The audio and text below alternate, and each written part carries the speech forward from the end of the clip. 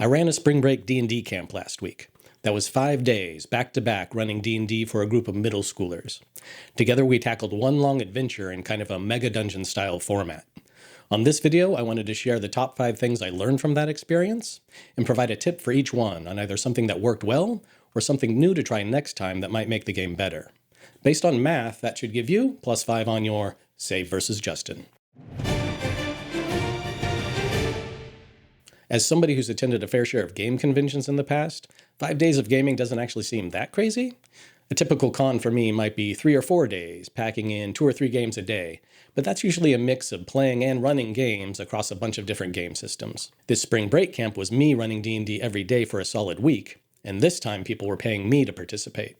So I felt the pressure to deliver something valuable to the parents that were spending that money, and something exciting and memorable to the kids who were playing. And I added to that pressure. Playing D&D every day for a week straight was something I always wished for when I was a kid, but it never really happened. Most of my games were either on the weekends or during my middle school D&D club.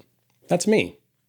I wanted to give these kids the experience that I always imagined. That was good pressure. It was something to push me forward as a dungeon master and maybe spark something new or innovative at the table. So what changes when you fill up a whole week with D&D? What do you need to tweak? What surprises do your players throw at you? Let's dig in and find out. First, I'll quickly set the stage. The camp had 5 players, ages 12 to 14, and there was a mix of player experience and knowledge of the D&D rules. For this week, I wanted to introduce them to a version of D&D that was maybe a little more dangerous than our heroic after-school campaign. As I mentioned, this was going to be more of a mega dungeon style adventure. So I decided to run the Sunless Citadel, a classic introduction dungeon crawl, and I placed it in the Mere of Dead Men in the Forgotten Realms. Not too far from Thornhold, a keep at the southern end of this swampy, flooded, ruined land. They'd be able to use that keep as a home base, and we started with the party hearing from the lone survivor of a previous expedition that just barely made it back to the keep, with tales of danger and treasures. This adventure was going to be focused on treasure hunting and exploration, rather than a dramatic story arc. Not because I don't like dramatic story arcs, I do, and most of my campaigns try to mix in a sandbox-style world with heroic quests. But for this camp, I wanted to introduce the kids to a more old-school experience. At the same time, I didn't want the kids participating in the camp to stall or stop playing if their characters died. So I had all the players make 2 characters during the first day. Of course, D&D 5.5 is not known for its streamlined character creation system. So my first tip to you is if you want to run a more deadly version of D&D, provide half-baked character sheets. It was extra work for me up front, but in this case I gave the players a choice between several different character sheets that were mostly ready to go.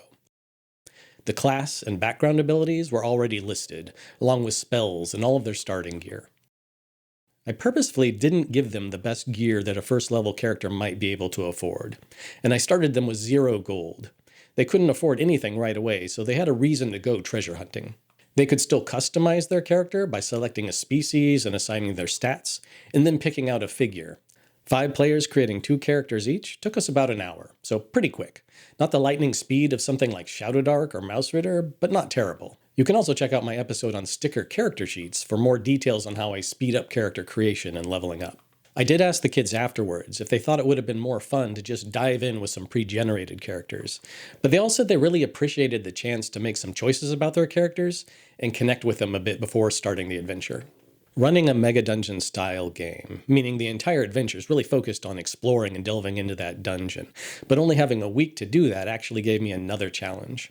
If you want to treat the mega dungeon as an extended one-shot game, that kind of breaks one of the key incentives in a mega dungeon, right? Mega dungeons are typically about exploration and treasure hunting. This is what I wanted to introduce them to. Their characters taking risks to gain treasure so they can progress and level up and become more powerful.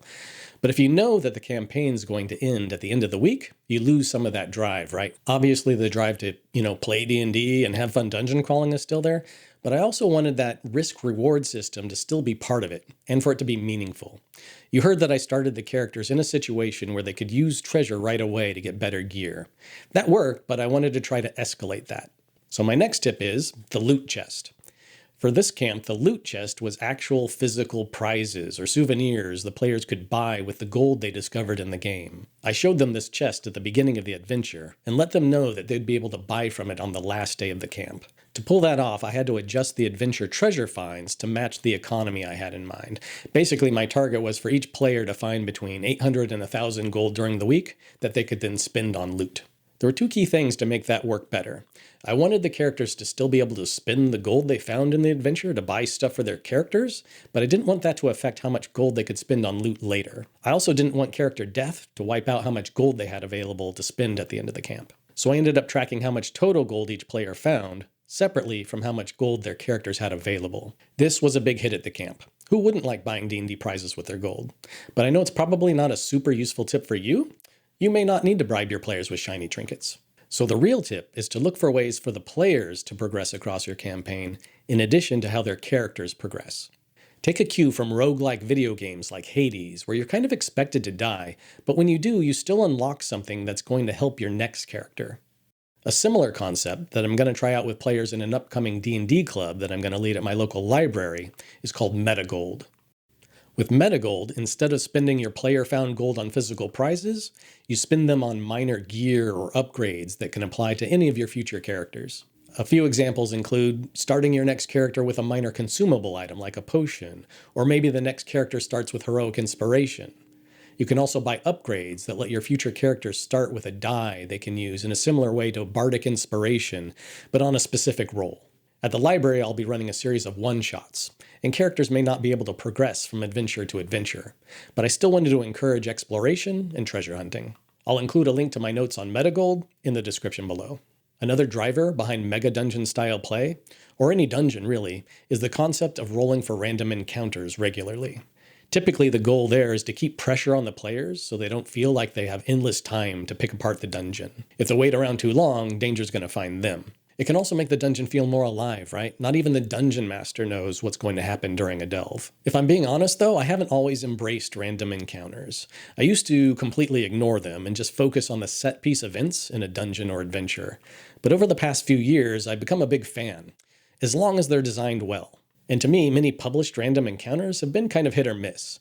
So typically a dungeon might suggest that you roll to see if there's a random encounter every dungeon turn or every 10 minutes or whatever. And too often the result of that is either no, it's nothing, or yes, and it's going to be a fight. Now, to be fair, if you Google discussions about random encounters, you will find a lot of good advice out there on how to make them better. My big takeaway from doing that Google search many times is my next tip. Every time you roll for a random encounter, it should result in something interesting. And fighting more stuff is not always interesting. I don't roll to see if there's a random encounter, I roll to see what interesting thing the party finds. Rolling a 6 on a d6 random encounter check might still result in a wandering monster or creature, but often the first time I roll that result, I'll instead give a portent or clue or warning of the type of creature that might be roaming around, basically foreshadowing a future fight or encounter, building tension. The first time I saw this idea of portents or warnings was in an adventure called Tomb Robbers of the Crystal Frontier. The other results on my random encounter chart are more atmospheric, finding artwork on the walls, or graffiti scrawled by previous adventures, maybe some kind of event like a minor cave-in, or taking a cue from games like Shadowdark, attack the character's light source or resources. I might also throw in a couple of good things or boons that can happen to the party, lost gear from previous adventures, or maybe a quiet spot to rest and regain a few hit points. Check out my random encounter table for the Sunless Citadel in the link below. And yes, sometimes it's definitely still going to be a battle. But the next lesson I learned from running this D&D camp is that sometimes a battle isn't always a fight. To give you an example, I'm going to give you a minor spoiler for the Sunless Citadel adventure, which by the way was the perfect fit for running a week-long D&D camp like this. It has it all: exploration, interesting mysteries, plots to uncover, and factions to play off each other. The spoiler is that one of those factions, the kobolds, will offer the party a quest pretty early in the game to go recover their dragon Wormling that was stolen by a rival faction. There's multiple paths to get to this dragon and multiple options for dealing with the rival faction, but in the end, the character is in a room with a dragon that doesn't want to be their friend. Of course, in D&D, you can fight something and then just choose to knock it out instead of killing it. That's actually how I thought this would go down. But no, my players didn't want to hurt the dragon, even if it was attacking them. So they threw other ideas at me, like what if we fed it some food, or what if we gave it some treasure for its hoard? One character even conjured up some snow to calm the dragon down. This was a white dragon. And all these were great ideas. But I didn't want it to result in just one skill roll to see if the idea worked, and they immediately won over the dragon. I wanted everybody to be able to contribute ideas like this while they were in danger of the dragon ripping them apart. So I mixed in something from another game system on the fly. And this is my next tip to you. Use the concept of effort from Index Card RPG. Basically, when players come up with cool ideas that aren't dealing damage, kind of treat them like they are dealing damage. They throw some food at the dragon. Okay, make a dexterity roll. It'll be pretty easy. On a success, spend a ration, but it causes D8 effort to subdue the dragon. In this case, I used the dragon's hit points as the effort total, but you could set that to a different number depending on what makes sense at the time. I think using effort worked really well. It had the feel and pressure of a combat. The dragon was coating everything with its frosty breath, but ultimately they subdued it enough to complete the quest. The last lesson I'll bring up is also related to that quest, at least as an example, and it has to do with recurring elements in your game. Minor spoiler again, there's this great NPC you meet in the Sunless Citadel called Meepo. He's the poor kobold who was in charge of the clan's wormling when it was taken. He's depressed and pathetic and super fun to play. He's the NPC who begs the characters to go on this quest to find the dragon. And that can be all he does, but the players loved him so much they wanted to recruit him to come with them on the quest. And even after they returned the dragon, they wanted Meepo to continue adventuring with them. These recurring elements do happen naturally in your adventures, just based on how players react to certain NPCs or story elements. There might be that hated enemy that gets away, or the mysterious item they found with a story behind it to uncover. Or in this case, Meepo, who's fun to run as a dungeon master and fun to interact with as a player. My last tip is to collect more of these fun ongoing story elements with the help of your players. Years ago, back in 2012, I came across a blog post by a game designer named Adam Dre, who was talking about this game called 13th Age. That's a fantasy RPG created based on the original D&D open game license, the OGL. I'd linked directly to that post, but sadly it's lost to time.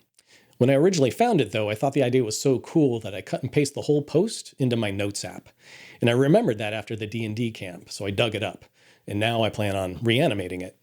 His post references this rule or concept in 13th Age. It's called player picks, adding recurring elements to the game. Basically, at the end of each game session, the GM just asks the players, what was your favorite part of today's game?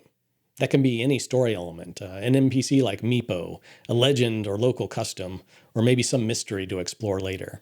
The GM then keeps track of those things to bring up in the game later.